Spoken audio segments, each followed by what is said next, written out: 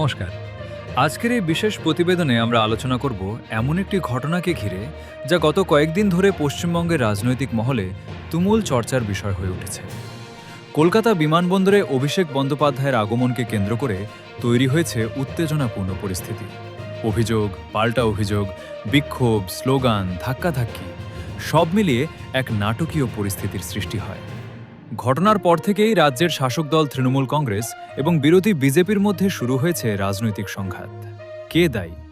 কেন এমন পরিস্থিতি তৈরি হলো? নিরাপত্তা ব্যবস্থায় কি কোনো গাফিলতি ছিল? আর এই ঘটনার রাজনৈতিক প্রভাবই বা কী হতে পারে? আজকের প্রতিবেদনে আমরা গোটা ঘটনাটি সহজ ভাষায় বিশ্লেষণ করার চেষ্টা করব।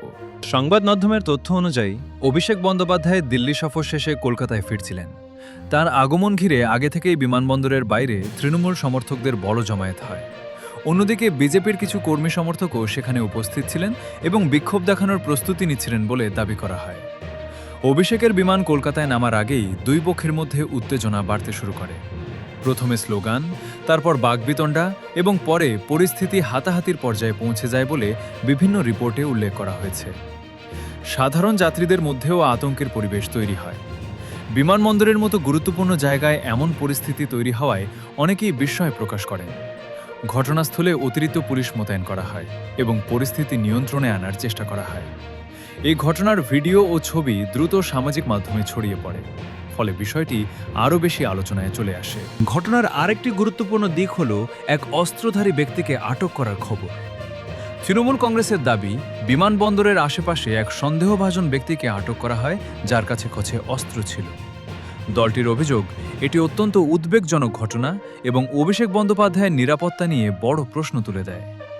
তৃণমূল নেতারা দাবি করেন, এত গুরুত্বপূর্ণ নিরাপত্তা বলয়ের মধ্যে কিভাবে অস্ত্র নিয়ে কেউ ঢুকতে পারল তা খতিয়ে দেখা দরকার। অন্যদিকে বিরোধী পক্ষ এই অভিযোগকে রাজনৈতিক নাটক বলে দাবি করে। তাদের বক্তব্য, ঘটনাটিকে রাজনৈতিকভাবে ব্যবহার করা হচ্ছে। তবে তদন্তকারী সংস্থাগুলির পক্ষ থেকে বিষয়টি নিয়ে আনুষ্ঠানিক তদন্ত শুরু হয়েছে বলে জানা গেছে। তদন্তের ফলাফল সামনে না আসা পর্যন্ত কোনো চূড়ান্ত সিদ্ধান্তে পৌঁছানো ঠিক হবে না। এখানে সবচেয়ে গুরুত্বপূর্ণ বিষয় হল, বিমানবন্দরের মতো উচ্চ নিরাপত্তা সম্পন্ন এলাকায় যদি সত্যিই অস্ত্রধারী কাউকে আটক করা হয়ে থাকে, তাহলে বিষয়টি স্বাভাবিকভাবেই উদ্বেগের কারণ। ঘটনার পর অভিষেক বন্দ্যোপাধ্যায় নিজেও প্রতিক্রিয়া জানান। তিনি বলেন, এই ঘটনা রাজ্যের নিরাপত্তা এবং আইনশৃঙ্খলা পরিস্থিতি নিয়ে গুরুতর প্রশ্ন তুলছে। তিনি বিষয়টির পূর্ণাঙ্গ তদন্তের দাবি জানান। অভিষেকের বক্তব্য প্রকাশ্যে আসার পর রাজনৈতিক বিতর্ক আরও তীব্র হয়ে ওঠে। তার সমর্থকদের দাবি, এই ঘটনাকে হালকাভাবে নেওয়া উচিত নয়, কারণ একজন গুরুত্বপূর্ণ রাজনৈতিক নেতার নিরাপত্তার সঙ্গে বিষয়টি জড়িত। অন্যদিকে বিরোধী দলগুলি প্রশ্ন তুলেছে, যদি সত্যিই এত বড় নিরাপত্তা ত্রুটি হয়ে থাকে, তাহলে প্রশাসনের ভূমিকা কী ছিল? এই প্রশ্নের উত্তর এখন তদন্তের মাধ্যমেই সামনে আসবে। বর্তমানে সবচেয়ে বড় প্রশ্ন হল, এটি কি শুধুই রাজনৈতিক বিক্ষোভ ছিল, নাকি এর পিছনে আরও বড় কোনো নিরাপত্তা উদ্বেগ লুকিয়ে রয়েছে?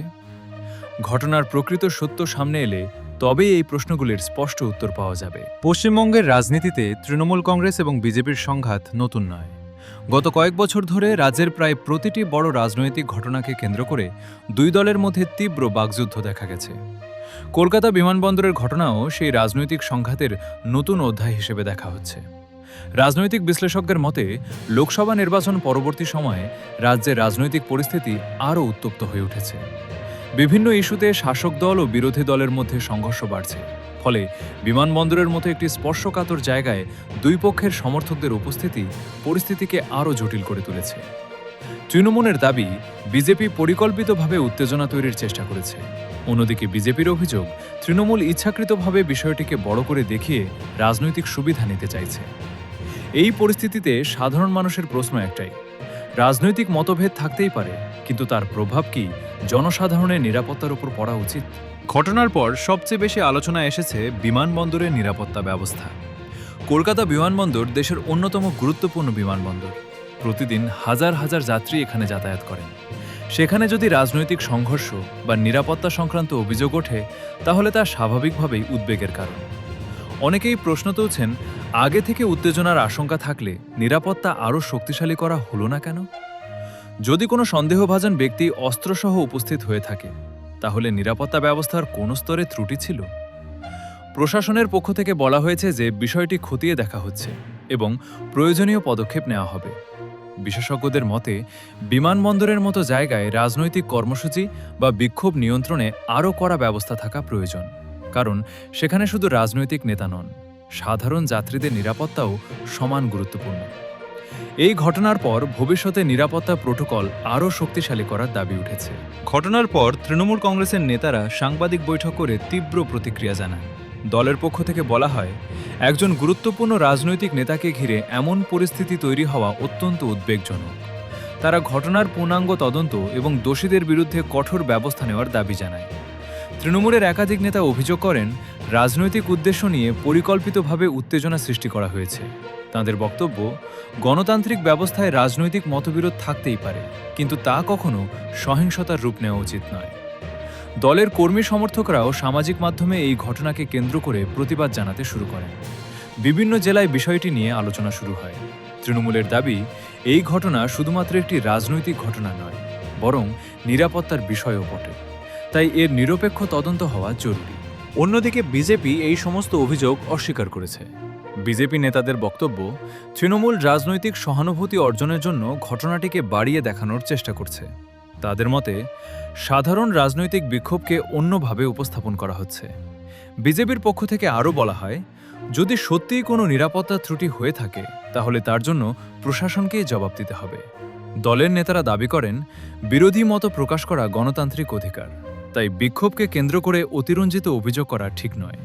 এই পাল্টা দাবির ফলে রাজনৈতিক বিতর্ক আরও তীব্র হয়ে ওঠে। টেলিভিশন বিতর্ক, সংবাদ মাধ্যম এবং সামাজিক মাধ্যমে দুই পক্ষের মধ্যে তর্ক বিতর্ক শুরু হয়। ফলে বিমানবন্দরের একটি ঘটনাকে কেন্দ্র করে রাজ্য রাজনীতিতে নতুন উত্তেজনার পরিবেশ তৈরি হয়েছে। বিমানবন্দরের ঘটনাটি সামনে আসার পর সাধারণ মানুষের মধ্যেও ব্যাপক আলোচনা শুরু হয়েছে। অনেকেই সামাজিক মাধ্যমে নিজেদের মতামত প্রকাশ করেছেন।